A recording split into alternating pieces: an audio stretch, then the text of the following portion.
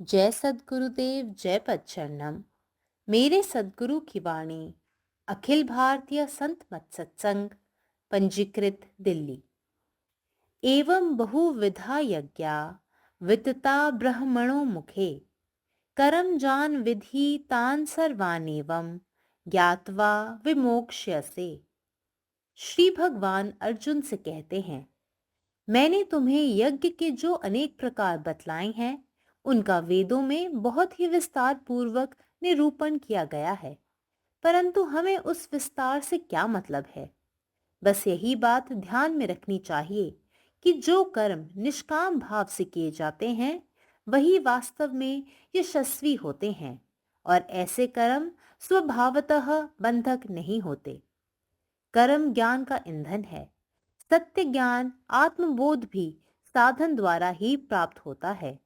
कर्म में निष्काम भावना डाल देने से कर्म दिव्य दिखाई देने लगता है।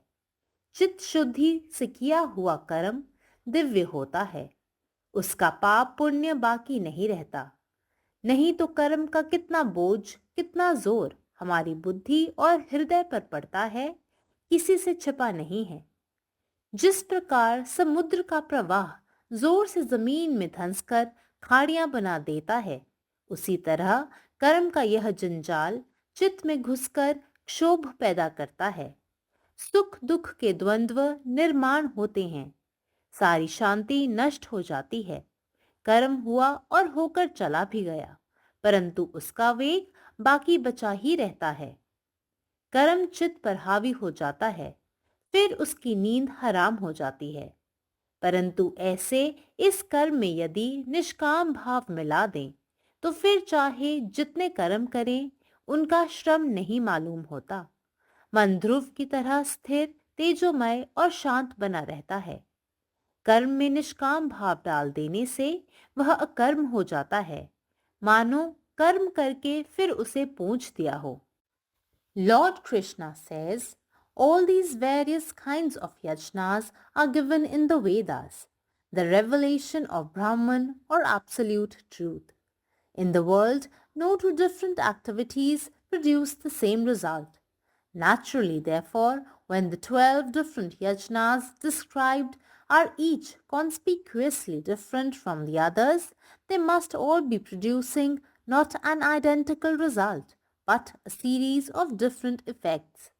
In order to show that though the paths are different, all of them ultimately lead us to the same goal. Lord Krishna declares various yajnas like the above lie open, leading to the gate of Brahman, the eternal. Know them all to be born of action. The paths prescribed in the Vedas are all to be achieved through self-effort, and therefore Arjuna is reminded of the inevitability of right action if he wants to move ahead in his all-round development and spiritual self-realization. He also suggests that all these paths are only the means and not the end. One should not misunderstand these yajnas as the very goal of their life. Understanding thus, you shall be free. Here the word understanding is not a mere intellectual apprehension, but a complete spiritual realization in a vivid subjective experience of the reality. Om. जय गुरुदेव, जय पदशरणम. श्री भगवान अर्जुनाला म्हणतात, मी तुला ज्या विविध प्रकारांच्या यज्ञाबद्दल सांगितले आहे, त्याचे वर्णन वेदांमध्ये खूप तपशीलवार केलेले आहे. पण त्या तपशिलाचा काय अर्थ? एखाद्याने फक्त हे लक्षात ठेवले पाहिजे की केवळ स्वार्थ हेतूशिवाय केलेली कर्मे खरोखर गौरवशाली असतात, आणि असे कर्मे किंवा काम स्वाभाविकपणे बंधनकारक नसतात. कर्म हे ज्ञानाचे इंधन आहे. खरे ज्ञान आणि साक्षात्कार देखील केवळ साधनाद्वारेच प्राप्त होतो. कामात निस्वार्थी भावना जोडल्याने काम दिव्य वाटू लागते. मनाच्या शुद्धतेने केलेले काम दिव्य असते, त्याचे पाप आणि पुण्य राहत नाही. अन्यथा कर्म आपल्या बुद्धीवर आणि आपल्या हृदयावर किती ओझे आणि दबाव टाकतो हे कोणापासून लपलेले नाही. ज्याप्रमाणे समुद्राचा प्रवाह जमिनीत जोरदारपणे ढकलतो आणि खाडी निर्माण करतो, त्याचप्रमाणे कर्माचे हे जाळे मनात प्रवेश करते आणि त्रास निर्माण करते. सुख आणि दुःख यांच्यात संघर्ष निर्माण होतो. सर्व शांतता नष्ट होते. कृत्य घडून जाते आणि संपते, परंतु त्याचे बल मात्र कायम राहते. कर्म मनावर मात करतो, मग त्याची झोप उडते. पण जर आपण या कामात निस्वार्थाची भावना जोडली तर आपण कितीही कर्म केले तरी ते प्रयत्न वाटत नाही. मन खांबासारखे स्थिर, तेजस्वी आणि शांत राहते. एखाद्या कृतीत निरुत्साही वृत्ती जोडल्याने ती निष्क्रिय होते. जणू काही कृती केल्यानंतर ती पुसून टाकली जाते. जय गुरुदेव, जय पदशरणम. నా సద్గురు సందేశం. శ్రీకృష్ణ భగవానుడు అర్జునుడితో అంటున్నాడు, నేను నీకు అనేక రకములైన యజ్ఞములు తెలియజేశాను. అవన్నీ వేదముల్లో ఎంతో వివరంగా నిరూపించబడి ఉన్నవి. కానీ మనకు ఆ వివరములతో సంబంధం ఏమిటి? ఏ కర్మలైతే నిష్కామభావంతో చేయబడినో అవే వాస్తవంలో యశస్సును పొందుతాయి. అటువంటి కర్మలు స్వాభావికంగా బంధనమును కలిగించవు అనే విషయాన్ని గుర్తుంచుకోవాల్సి ఉన్నది. కర్మ జ్ఞానమునకు ఇంధనం వంటిది. సత్యజ్ఞానం అంటే ఆత్మజ్ఞానం కూడా సాధన ద్వారా మాత్రమే లభిస్తుంది. కర్మలందు నిష్కామభావం చేరినట్టయితే ఆ కర్మ దివ్యమైనదిగా కనిపిస్తుంది. చిత్తశుద్ధి చేయబడిన కార్యము దివ్యమవుతుంది. దాని అంటే ఆ కర్మ యొక్క పాపపుణ్యములేమీ మిగిలి ఉండవు. అలా జరగనట్లయితే ఆ కర్మల యొక్క భారము, వాటి వేగము మన బుద్ధి మరియు హృదయములపై పడుతుంది. అది దేనితోనూ దాచబడదు. ఏ విధంగా సముద్ర ప్రవాహం భూమిలోని చొచ్చుకుని పోయి అగాధమును ఏర్పరుస్తుందో అదేవిధంగా కర్మ జంజాటనము చిత్తములను చొచ్చుకుపోయి క్షోభను కలిగిస్తుంది. అంత సుఖదుఖ ద్వంద్వములు తయారవుతాయి. మొత్తం శాంతి అంతా నశించిపోతుంది. కర్మ జరిగి గతించిపోయింది కూడా, కానీ దాని వేగం మిగిలి ఉంటుంది. కర్మ చిత్తంపై వ్యాకులమును కలిగిస్తుంది. ఇక ఆ మనసుకు శాంతి కరువైపోతుంది. కానీ అటువంటి ఆ కర్మలో ఒకవేళ నిష్కామభావన మేళవించినట్లయితే అప్పుడు ఎన్ని కర్మలు చేసినా శ్రమ అనేది తెలియదు. మనసు ధ్రువుని అంటే ధృవతార వలె స్థిరముగాను, తేజోమయముగాను, కాంతివంతముగాను ఉంటుంది. కర్మలందు నిష్కామభావన జోడించినట్లయితే ఆ కర్మ అకర్మ అవుతుంది. కర్మ చేసిన దాన్ని తుడిచివేసావు అన్నమాట. పరమాత్మ నీవే ఉన్నావు, నీ ఇష్టమే నెరవేరాలి. జై సద్గురుదేవ్, జై బసవಣ್ಣ. സദ്ഗുരുവിൻ്റെ സന്ദേശം. ഭഗവാൻ ശ്രീകൃഷ്ണൻ അർജുനനോട് പറയുന്നു, ഞാൻ നിനക്ക് പറഞ്ഞു തന്ന വിവിധതരം യാഗങ്ങളെക്കുറിച്ച് വേദങ്ങളിൽ വളരെ വിശദമായി വിവരിച്ചിട്ടുണ്ട്. പക്ഷേ ആ വിശദാംശം കൊണ്ട് നമ്മൾ എന്താണ് അർത്ഥമാക്കുന്നത്?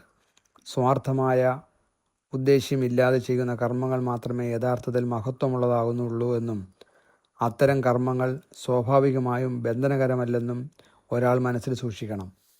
കർമ്മമാണ് അറിവിൻ്റെ ഇന്ധനം. യഥാർത്ഥ അറിവും ആത്മസാക്ഷാത്കാരവും സാധനയിലൂടെ മാത്രമേ നേടാനാവൂ. കർമ്മങ്ങളിൽ നിസ്വാർത്ഥ വികാരങ്ങൾ ചേർക്കുന്നതിലൂടെ കർമ്മങ്ങൾ ദൈവികമായി പ്രത്യക്ഷപ്പെടാൻ തുടങ്ങുന്നു. വിശുദ്ധ മനസ്സോടെ ചെയ്യുന്ന പ്രവൃത്തികൾ ദൈവികമാണ്. അവൻ്റെ പാപങ്ങളും പുണ്യവും നിലനിൽക്കില്ല. അതുപോലെ കർമ്മം നമ്മുടെ ബുദ്ധിയിലും ഹൃദയത്തിലും എത്രമാത്രം ഭാരവും സമ്മർദ്ദവും ചെലുത്തുന്നു എന്നത് ആരിൽ നിന്നും അറിഞ്ഞിരിക്കുന്നുമില്ല.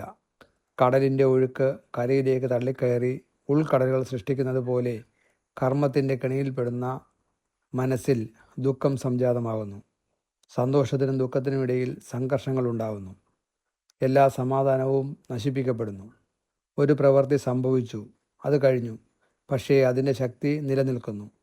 കർമ്മം മനസ്സിനെ കീഴടക്കുന്നു. പിന്നെ അവൻ ഉറക്കം നഷ്ടപ്പെടുന്നു. എന്നാൽ നമ്മൾ ജോലിയിൽ നിസ്വാർത്ഥമായ വികാരം ചേർത്താൽ എത്ര ജോലി ചെയ്താലും അത് ശ്രമകരമായി തോന്നില്ല. മനസ്സ് ഒരു ധ്രുവം പോലെ സ്ഥിരതയുള്ളതും പ്രകാശമാനവും ശാന്തവുമായി നിലകൊള്ളുന്നു. ഒരു പ്രവൃത്തിയിൽ നിഷ്കാമഭാവം ചേർക്കുന്നതിലൂടെ അത് നിഷ്ക്രിയമായി മാറുന്നു. പ്രവൃത്തി കഴിഞ്ഞാൽ അത് തുടച്ചു നീക്കപ്പെടുന്നത് പോലെ. പരമാത്മാവ് നീ തന്നെ, നിന്റെ ഇഷ്ടം പൂർണ്ണമാകട്ടെ. ജയ് സദ്ഗുരുദേവ്, ജയ് പദശരണം. हम अहाँ के यज्ञ के जे अनेक प्रकार कहने छी, तकर वेद सब में बहुत विस्तार पूर्वक वर्णन कयल गेल अछि। मुदा ओतेक वर्णन के की अर्थ? बस ई ध्यान में राखू जे कर्म निष्काम भाव से कयल जाय से ही वास्तव में यशस्वी होइत अछि, आ से बंधक नहीं होइत अछि। कर्म ज्ञान के ईंधन थिक। सत्य ज्ञान आ आत्मबोध सेहो साधन द्वारा प्राप्त होइत अछि। जब कर्म में निष्काम भाव जोड़ि देल जाय तखन ओ दिव्यता सँ भरि जाइत अछि।